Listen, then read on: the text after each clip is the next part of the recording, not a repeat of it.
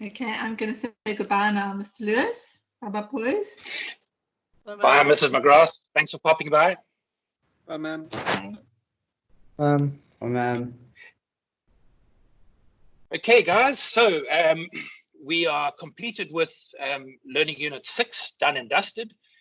And I can tell you now from today, we'll just go through this very tiny section, and there's really nothing I can teach you here in Learning Unit 7 because it's just general knowledge and reading and stuff that we have done through grade. You've done it through grade 10 and 11 as well. So there's nothing new and freaky about this.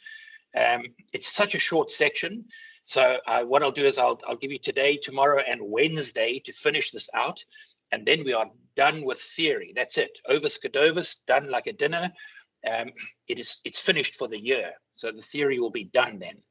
And that is this Learning Unit 7 on case studies. Now, you know that these case studies come up in all the papers. It's standard fare in these papers. So although this is a small section, don't treat it lightly. There's a lot of meat and potatoes in here that can give you easy marks in exam questions. Okay, so they will normally give you some sort of, and you've seen it before, they'll give you sort of 2 different specifications, and then they'll say to you, here's a scenario, which one of these would you pick and why? Sometimes there is a clear answer, okay? Sometimes there may not be a clear answer. Either one could do, as long as you justify, okay, as long as you've got good justification for why you picked that. So in case studies here, it's fairly general, right? So I'm in the theory book here on page 66. So they obviously show you the 10 bits and pieces that most computers comprise of. It's the main thing is the monitor, the motherboard, how much memory you've got, what kind of graphics card. You can almost thumb suck these by now. What sort of storage you've got, hard drives, etc., etc. Okay, and then they're going through sort of computers and their uses. General knowledge. I'm not going to read that and use up your bandwidth. Okay, they talk just out of the blue here about drones. I don't know why they just suddenly picked that one small subsection about that. And obviously the use of drones is picking up. Farmers use them now. The drones will go and have a look at their crops for them.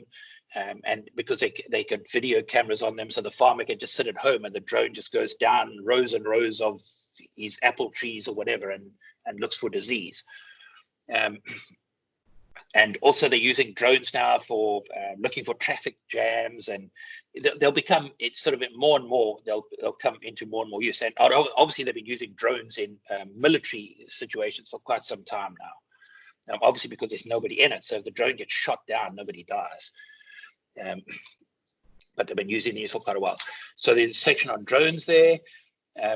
Then under 7.3, they start sort of listing a couple of major categories here. Home user, home or personal user, also a gaming or entertainment user, a small office, home office user, and a power user.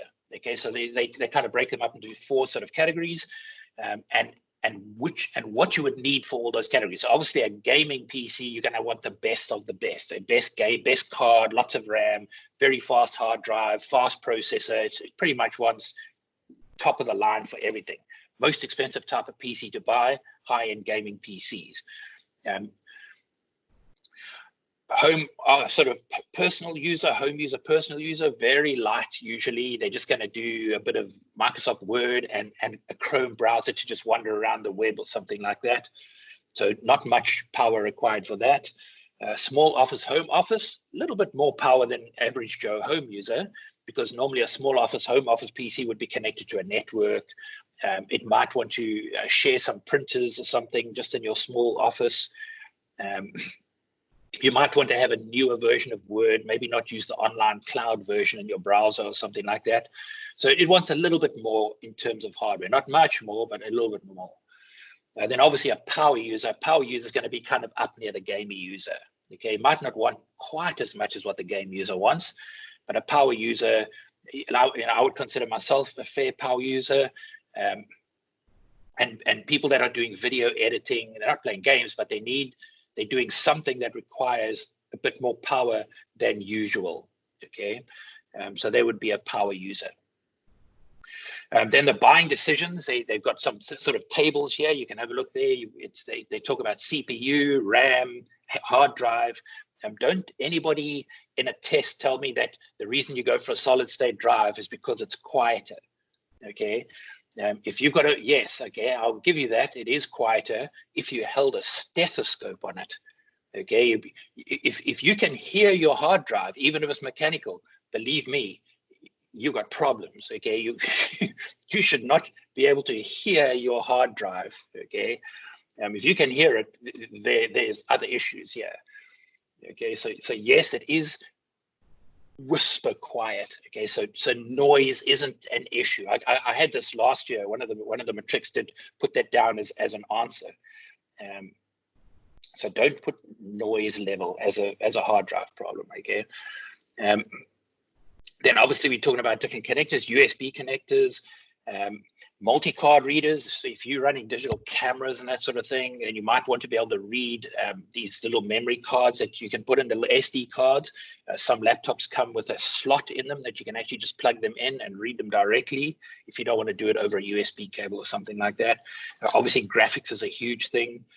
Ethernet nowadays, most of these things, laptops especially, have got most of them are wireless. So, and quite a few nowadays still have an Ethernet plug-in, and I don't know if mine actually is. Actually, it does. I can plug it in. But nowadays, Wi-Fi is getting faster and faster.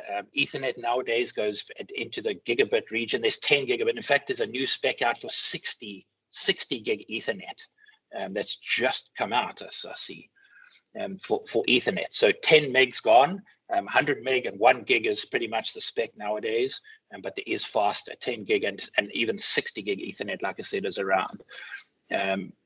Laptops nowadays don't seem to come out with DVD drives anymore. Okay, so there was DVD or optical drives. Optical, obviously, because they're using a laser to read the disk.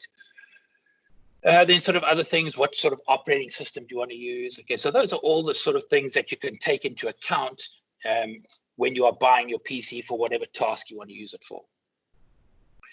Then they go into sort of a simple problem solving thing, okay, and always look at the simple problems first. Is it actually plugged in? I know it sounds stupid, but believe me, people do it. Okay, it looks plugged in, but the plug isn't completely pushed in or something like that. So power problems, communication issues, bad drivers, misconfigured stuff. It is quite a set of simple things you can check in fault finding a PC. These questions come up, general knowledge in a bit. Okay, you will be able to come up and think of some issues that could go wrong. Okay, CMOS battery. So we're looking at specific hardware problems. CMOS battery, that's a little battery. It's about the size of a sort of a 5-rand coin. You'll have seen them before. It's a CR, I think it's a 2032 or something, tiny little circular silver thing that sits on your motherboard. And they last for years, 3, 4, 5 years sometimes. So the chance of it running out on you, I think your laptop or your motherboard will be way out of date before that battery gives out. But you can change it if you want to. So if your machine starts losing its date and its time and what it's got in it, the configuration, then the CMOS battery is flat. It normally brings you an error on the screen saying CMOS battery is flat. Okay, so it's one of the things you've got to watch out for. Blank monitor, obviously just make sure it's plugged in the right place, of course, that sort of thing. Dead hard drive, that's a problem child. You know, if you get that, that's not something that's trivial to fix. You'd have to get somebody to look at it for you. Errors on boot, sometimes your machine will boot. When it boots, it'll beep. If the screen is dead, the machine might beep. So if you get like 5 beeps, you'll know that it's a RAM error or something like that. There's like beep codes that come off the motherboard. Okay, software, operating system errors, problems after installing a new device, maybe a driver, something goes wrong with the driver.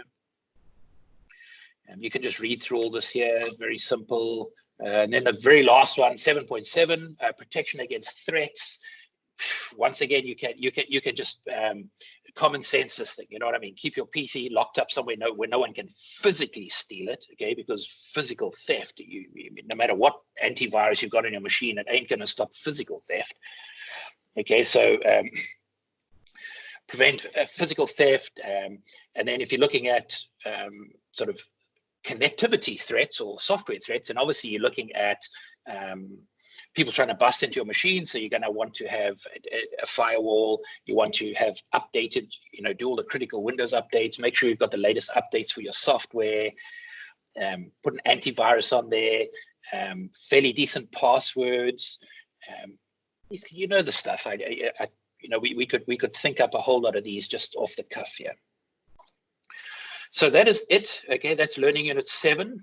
Okay, if you could go through there and do the checkpoints that are in there, I'll put some quizzes up so you can just drop your answers in. Let me just stop this recording.